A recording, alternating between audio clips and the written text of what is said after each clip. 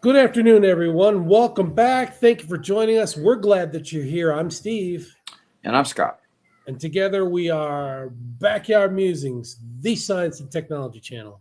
Yeah, we're talking about space The final and frontier.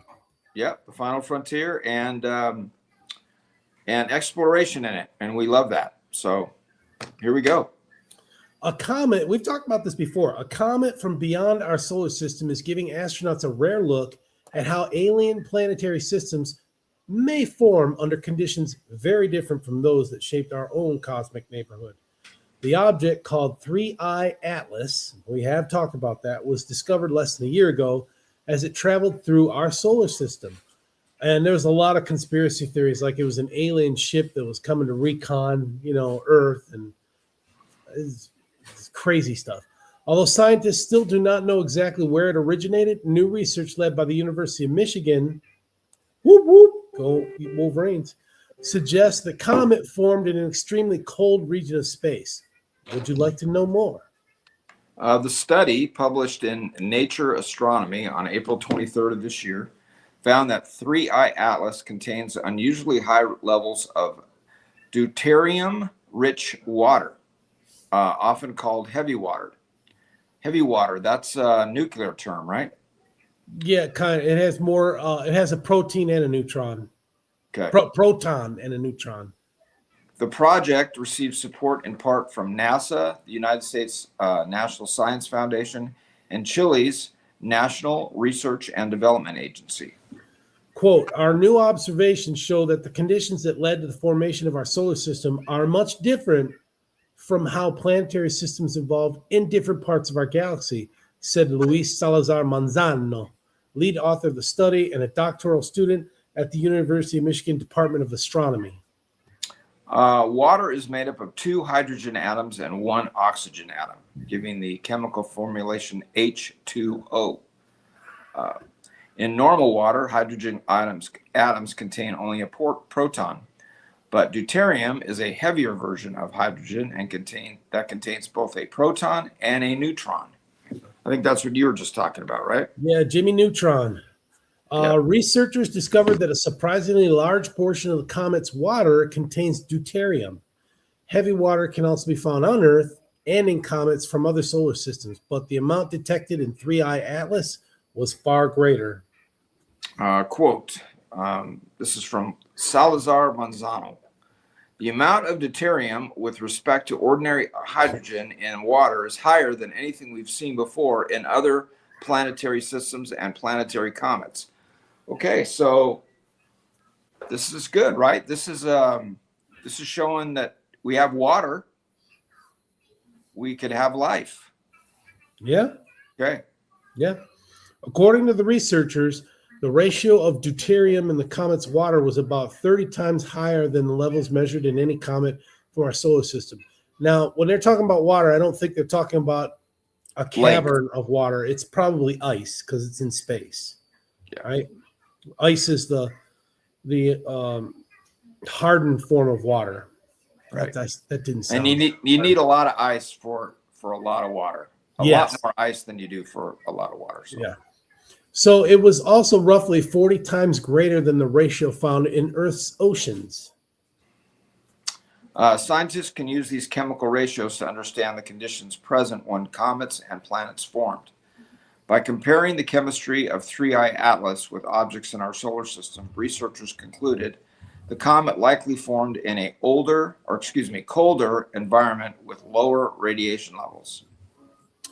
Quote, this is proof that whatever the conditions were that led to the creation of our solar system are not ubiquitous throughout space, said Teresa Panake Carreño, co-leader of the study and assistant professor of astronomy at University of Michigan. Continuing her quote, that may sound obvious, but it's one of those things that you need to prove. Ubiquitous, the word of the day. The researchers explained that carrying out such a detailed study required several fortunate circumstances. But we know they're not fortunate, right? This is all part of the plan. Okay. Mm-hmm. Beginning with the comet being discovered early enough for additional observations. So, following the discovery, Salazar Manzano and collaborators secured observing time at the MDM Observatory in Arizona, where they detected some of the earliest signs of gas being released from the comet. MDM stands for Michigan, Dartmouth, and Massachusetts Institute of Technology, the observatory's original partners. Wow, that's I mean MIT. That's pretty. I'm not that up on Michigan and Dartmouth. I mean, you hear about Dartmouth, but MIT, that's a big hitter. So Yeah. I didn't realize that Michigan and Dartmouth were that into space research. Interesting. Okay. Salazar Manzano later joined forces with Panique Carreno, who contributed expertise using the Atacama Large Millimeter Submillimeter Array, or ALMA, ALMA, in Chile to study the comet's chemical composition in greater detail. And that's kind of interesting. ALMA. Yeah, we've talked about ALMA before, like a year and a half ago. Well, we talk about ALMA almost every Sunday too. So, but anyway, This is the acronym. I mean, the yeah. acronym ALMA is sensitive enough to distinguish ordinary water from deuterated water, allowing the researchers to calculate the ratio between the two forms. Scientists say this marks the first time this type of analysis has ever been successfully performed on an interstellar object. Quote, being at the University of Michigan and having access to these facilities was key to making this work possible, according to Salazar Manzano. Quote again, we were part of a team that was very talented and very experienced in multiple areas. All of us complemented each other, and that's what allowed us to analyze and interpret these data sets. Collaboration, we love it, don't we, Scott? Yeah, kind of cool, right? You don't find that in a lot of other research and groups. You know, they're usually in it for their own glory. But these guys, guys seem to, they want to just get it done, right? Whatever, it takes to get it done. Yeah. The researchers say the study demonstrates that future interstellar objects could also be chemically analyzed, potentially offering new insights into how planetary systems form throughout the galaxy. So far, astronomers have detected only 3 known interstellar objects passing through our solar system, including 31 Atlas. I wonder what the other 2 are.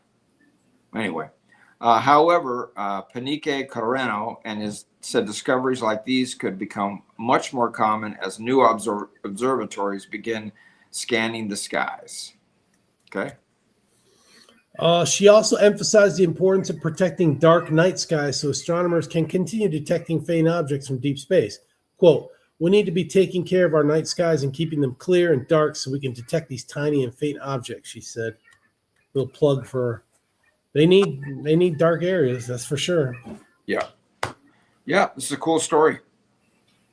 Okay. Heavy water. Take one thing away, heavy water.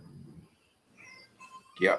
All right, folks. Thanks for joining us. We'll catch you in the morning. Take care, everyone. Have a good rest of your day, and we'll see you tomorrow.